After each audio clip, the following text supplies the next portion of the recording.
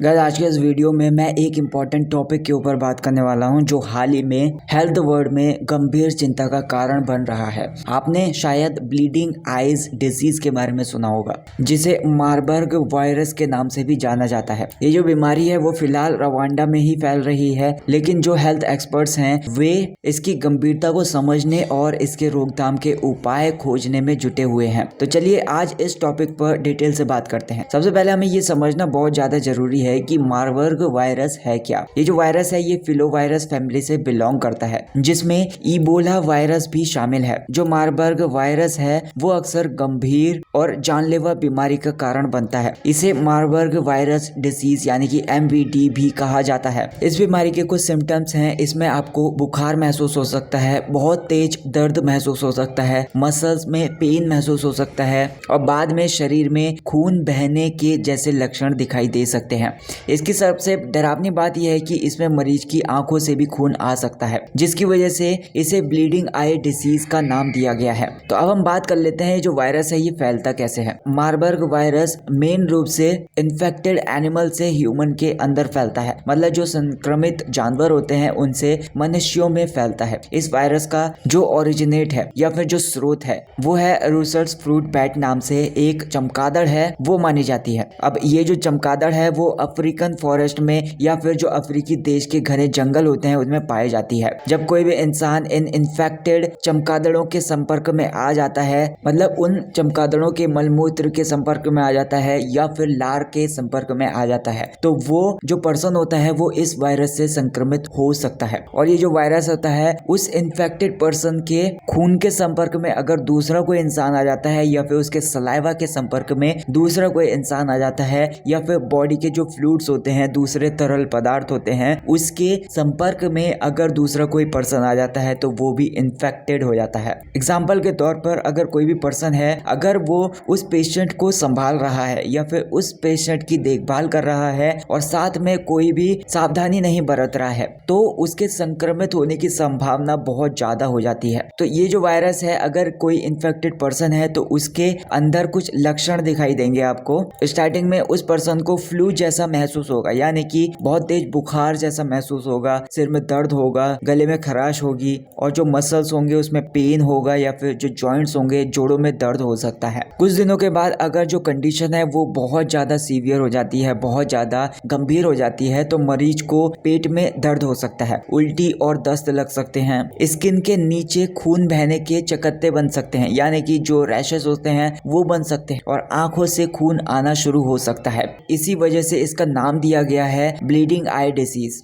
इस बीमारी की जो सीवियरनेस है या फिर जो गंभीरता है उसके बारे में अगर बात करें तो जो मार्बर्ग वायरस है उसकी जो फेटेलिटी रेट है यानी कि जो मृत्यु दर है वो बहुत ज्यादा है। According to the World Health Organization यानी कि WHO के मुताबिक इसकी जो मृत्यु दर है वो 24% से लेकर 88% तक हो सकती है, depending on how quickly the patient receives treatment and the quality of the care provided. मतलब ये इस बात पर निर्भर करता है कि मरीज को कितनी जल्दी इलाज मिला और देखभाल का लेवल कैसा है उसका। आप ये सोच रहे होंगे कि जो वायरस है इतना घातक क्यों है। दरअसल जो मार्बर्ग वायरस है वो बॉडी के सेल्स को अटैक करता है, जो शरीर की कोशिकाएं होती हैं उसको अटैक करता है, उस पर हमला करता है और ब्लड क्लॉटिंग की प्रोसेस को प्रभावित करता है। मतलब जैसे खून जमने की जो प्रोसेस होती है उसको प्रभावित करता है। इसकी वजह से खून जो होता है वो शरीर के अंदर और शरीर के बाहर दोनों तरफ बहने लगता है। इसी वजह से ये जो बीमारी है वो बहुत ज्यादा खतरनाक बताई जा रही है। अगर रवांडा की करंट सिचुएशन की बात करें कि वहां पर क्या हाल है, तो रवांडा में हाल ही में इस वायरस के कुछ मामलों की पुष्टि हुई है और इसको रोकने के लिए वहां पर पब्लिक हेल्थ इमरजेंसी वाली सिचुएशन बना दी है इसने। जो गवर्नमेंट है और हेल्थ ऑर्गेनाइजेशंस हैं वे बहुत ज्यादा काम कर रहे हैं, बहुत टायरलेसली काम कर रहे हैं, लेकिन चुनौती ये है कि ये जो वायरस है वो रैपिड तरीके से फैलता है या फिर बहुत तेजी से फैलता है। अब रवांडा जो है वो एक ऐसा देश है जो घने जंगलों से घिरा हुआ है, जहाँ जहाँ पर लोग अक्सर इंटरेक्ट हो जाते हैं वाइल्ड लाइफ से, मतलब जो वहाँ के जो वन्य जीव हैं वहाँ से ये लोग इंटरेक्ट हो जाते हैं। यही कारण है कि वहाँ पर इस वायरस के फैलने की जो संभावना है या फिर जो खतरा है वो बहुत ज़्यादा है।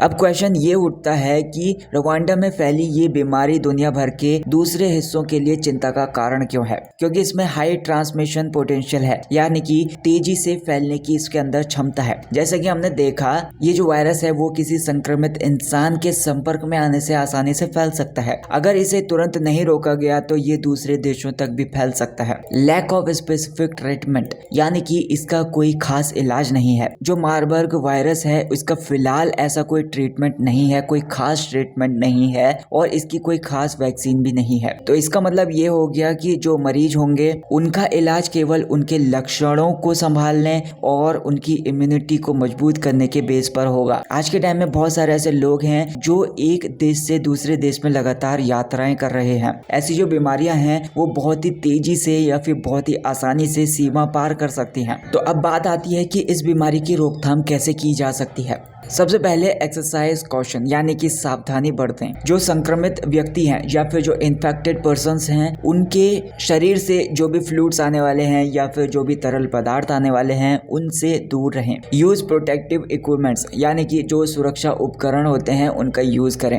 हेल्थ केयर वर्कर्स को पर्सनल प्रोटेक्टिव इक्विपमेंट्स यानी कि PPE का यूज करना चाहिए। उनको पहनने के बाद ही कुछ ना कुछ ट्रीटमेंट करना चाहिए। जानवरों से दूरी बनाए रखें, खासकर ऐसे इलाकों से जहां पर फ्रूट बैट्स की जो संख्या है वो बहुत ज्यादा है। पब्लिक को ज्यादा से ज्यादा अवेयर करें, मतलब लोगों को इस बीमारी के जो लक्षण हैं और जो इसके फैलने के तरीके हैं उसके बारे में जागरूक करना बहुत ज्यादा जरूरी है। तो लास्ट में मैं बात करूंगा कि हमें इससे सीखने की क्या जरूरत है। मार्बर्ग वायरस का जो आउटब्रेक है या फिर इसका जो प्रकोप है हमें ये सिखाता है, या जो हेल्थ क्राइसिस है केवल किसी एक देश या फिर किसी एक क्षेत्र का मुद्दा नहीं है। ये पूरे कंट्री का टॉपिक बन जाता है, पूरे क्षेत्र का टॉपिक बन जाता है, या फिर ये पूरे देश के लिए या फिर पूरी दुनिया के लिए चिंता का विषय बन जाता है। हमें ये समझना होगा कि किसी भी महामारी को रोकने के लिए जो ग्लोबल कॉर्पोरेशन होता है या फिर ग्लोबली जो सहयोग होता है और उसकी जो अवेयरनेस होती है, उसकी जो जागरूकता होती है वो बहुत ज्यादा जरूरी है। रवांडा में जो स्थिति है, रवांडा में जो अभी सिचुएशन है वो हमें याद दिलाती है कि ऐसी बीमारियों का मुकाबला करने के लिए हमें ना सिर्फ